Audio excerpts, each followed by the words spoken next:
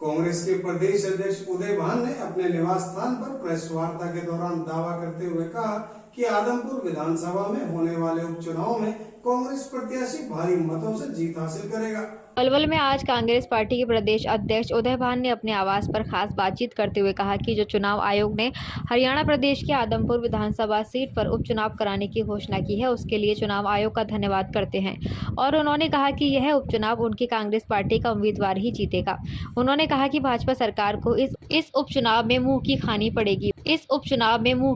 पड़ेगी। प्रदेश अध्यक्ष ने कहा कि 15 दिनों के अंदर आदमपुर विधानसभा क्षेत्र से दर्जनों की संख्या में दिग्गज नेता पार्टी में शामिल हुए।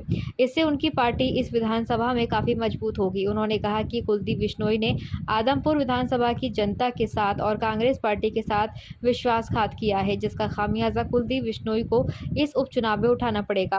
उपचुनाव में बेरोजगारी, महंगाई, भ्रष्टाचार और स्वास्थ्य जैसे मुद्दों को लेकर उतरेंगे और जल्द ही वह अपने उम्मीदवार की पार्टी के उच्च नेताओं के साथ मीटिंग करके घोषणा करेंगे।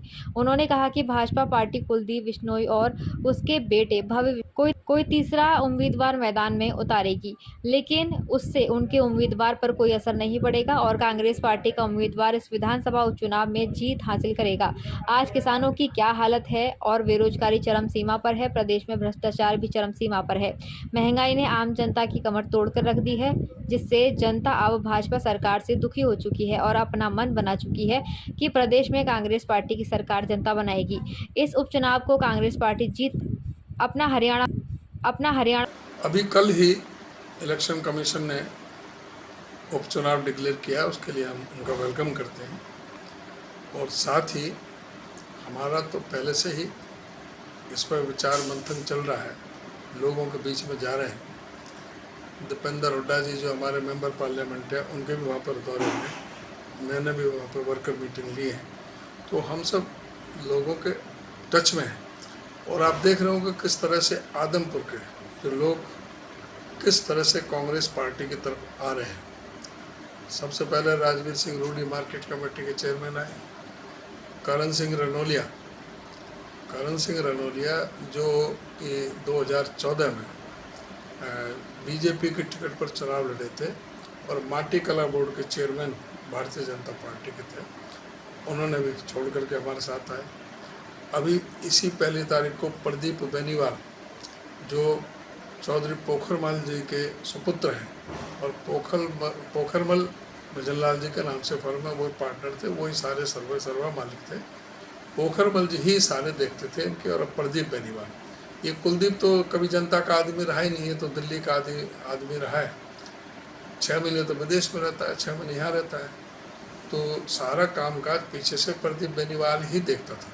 अब प्रदीप बेनीवाल भी इनको छोड़ करके अभी 1 तारीख को दलबल के साथ में काफ़ी जो प्रोमिनेंट आदमी थे इलाके के हमारी पार्टी के साथ हमारे साथ में आए हैं 1 तारीख को।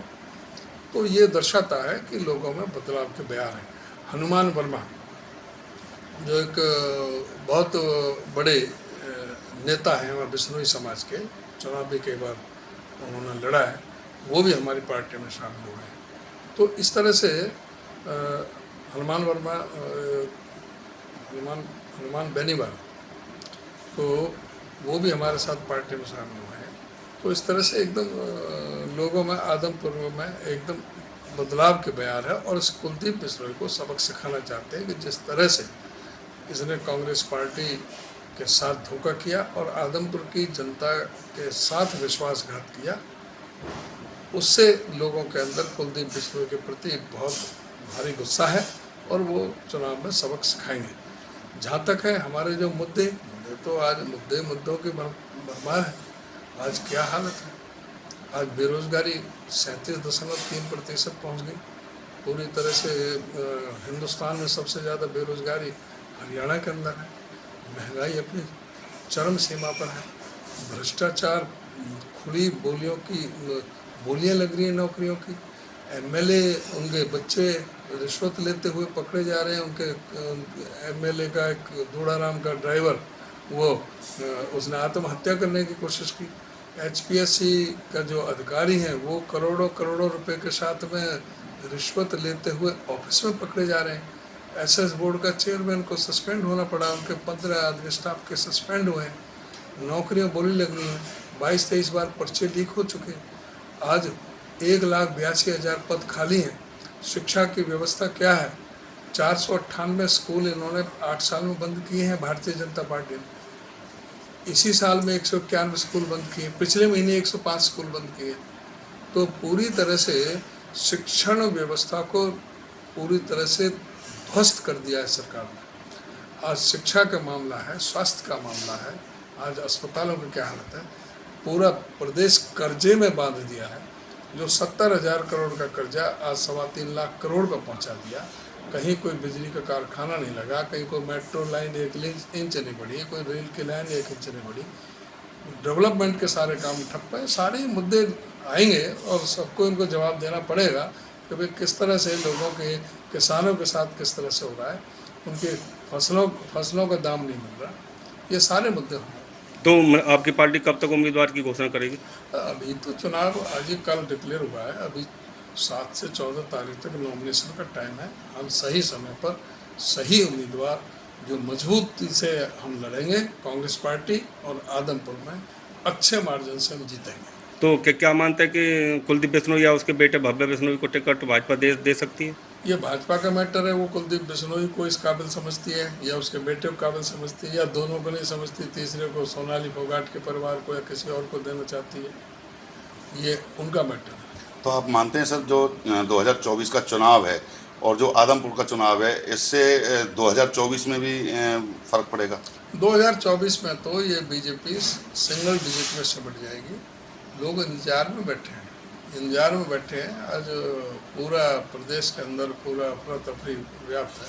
आम आदमी पूरी तरह से परेशान है, चाहे किसी वर्ग का है। पूरी कानून व्यवस्था ठप है, भ्रष्टाचार चरम सीमा पर है, बेरोजगारी चरम सीमा पर है, शिक्षण व्यवस्था पूरी तरह से ध्वस्त करके रख दी गई है, स्वास्थ्य की बिल्कुल ध्वस्त करके रख दी गई है। आज जो है पूरी तरह से जो प्रदेश जो इनके गलत फैसलों की वजह से आज पूरी तरह से परेशान है। जहाँ हरियाणा नंबर 1 पर था हुड्डा साहब के टाइम में, आज 14वें नंबर पर पहुँच गया। प्रति व्यक्ति आय, प्रति व्यक्ति निवेश, हमारा जो डेवलपमेंट का जो जिस तरह से जो हुआ था, बिजली के जो कारखाने लगाए गए, मेट्रो लाइन लगाई गई, हमारे ये IIT खोले, उनका मेडिकल कॉलेज खोले, तो इन्होंने तो शिक्षा व्यवस्था ही पूरी तरह से ठप कर दी। आज 1,82,000 पद खाली हैं। टीचरों के इन्होंने 26,000 पद खत्म कर दिए।